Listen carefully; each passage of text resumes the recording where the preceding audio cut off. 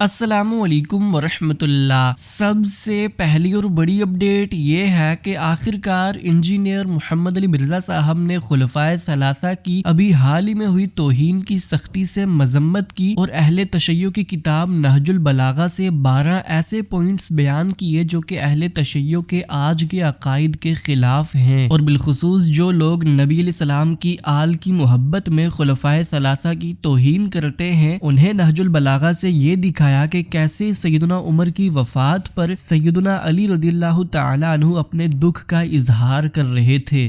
یہ جو گستاخانہ activity perform ہوئی، اس کانٹیکسٹ میں مجھے یہ بات کہنے میں کوئی عار نہیں ہے کہ اہل البیت علیہم السلام کا دفاع کرنے کی آڑ میں خلفائے راشدین علیہم السلام اجمعین کے اوپر تبرہ بازی کرنے کا جو یہ سلسلہ ہے، اس پورے سسٹم کے کسٹوڈین غالی شیعہ ذاکرین ہیں۔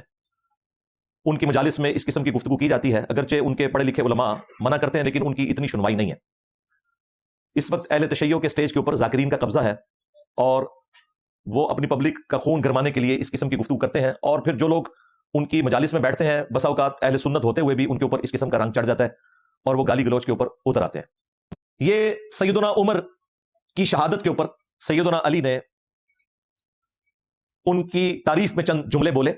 خطبہ نمبر 225، فلاں شخص یعنی کہ حضرت عمر کی کارکردگیوں کی جزا اللہ ان کو دے، انہوں نے ٹیڑھے پن کو سیدھا کیا، مرض کا چارہ کیا، فتنہ و فساد کو پیچھے چھوڑ گئے، سنت کو قائم کیا، صاف ستھرے دامن اور کم عیبوں کے ساتھ دنیا سے رخصت ہوئے۔ اب سنت کو قائم تو اسی نے کرنا ہے نا جس کے ہاتھ میں کوئی سلطہ ہے، خلافت ہے، حکمرانی ہے۔ دنیا کی بھلائیوں کو پا لیا اور اس کی شر انگیزیوں سے آگے بڑھ گئے، اللہ کی اطاعت بھی کی اور اس کا پورا خوف بھی رکھا۔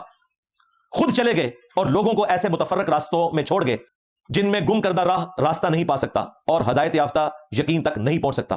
وہی تعریفی کلمات کے آپ کے جانے کے بعد یہ خلاف پر نہیں ہوگا۔ نیکسٹ اپڈیٹ یہ ہے کہ آخرکار جاوید احمد غامدی صاحب نے انجینئر محمد علی مرزا صاحب کے اعتراض کا جواب دیا۔ آپ تمام بھائیوں کو پتا ہوگا کہ ابھی حال ہی میں حسن الیاس صاحب نے حدیث عمار کے حوالے سے یہ سوال کیا تھا کہ اگر حدیث عمار ہی فیصلہ کن ہے تو سیدنا علی کو بھی چاہیے تھا کہ وہ سیدنا معاویہ کے ساتھ تحکیم نہ کرتے، انہیں تو آگے بڑھ کر حدیث عمار کا حوالہ دینا چاہیے تھا اور یہ ڈکلیئر کرنا چاہیے تھا کہ یہ جماعت باغی ہے اور جہنم کی طرف بلانے والی ہے۔ حدیث عمار پر اس سوال کے جواب میں سوشل میڈیا پر انجینئر صاحب کا ایک جواب بڑا سرکولیٹ ہو رہا تھا، جس میں انجینئر صاحب یہ فرماتے ہیں کہ صحابہ کرام ایک نیک سیرت انسان تھے، وہ اس طرح کی چیزوں کو اپنے دفاع میں پیش نہیں کرتے تھے۔ اگر سیدنا علی کا تحکیم کے موقع پر حدیث عمار کا حوالہ نہ دینا حدیث کی مخالفت ہے تو پھر حدیث کی مخالفت کا الزام تو سیدنا ابوبکر صدیق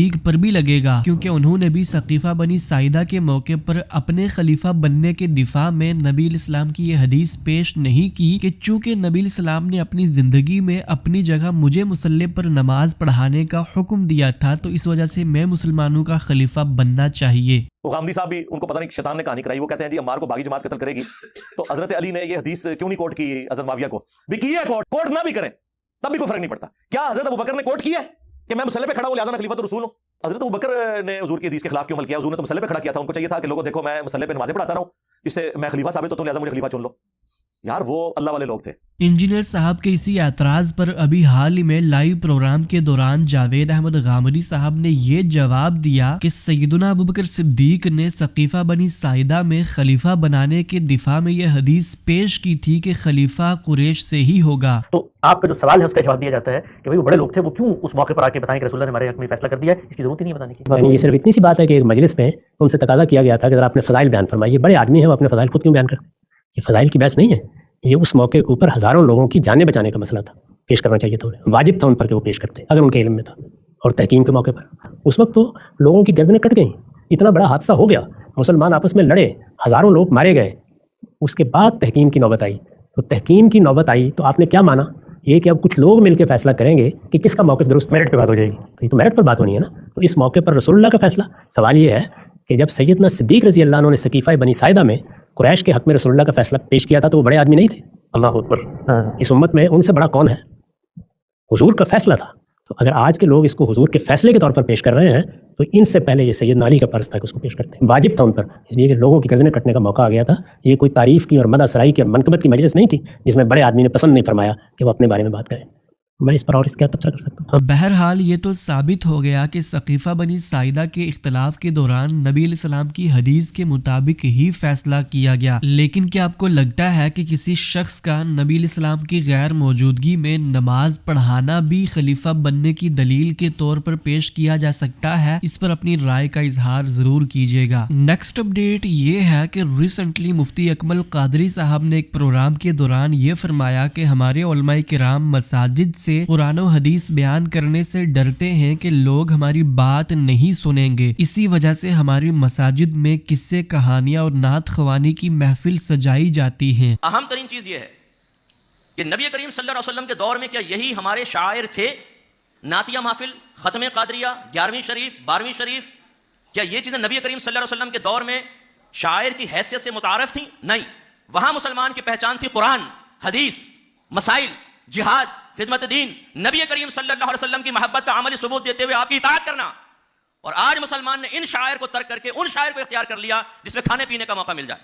طبقہ علماء بھی قرآن و حدیث کو بیان کرتے ہوئے ڈرنے لگا ہے. وہ کہتے ہیں لوگ سنیں گے نہیں.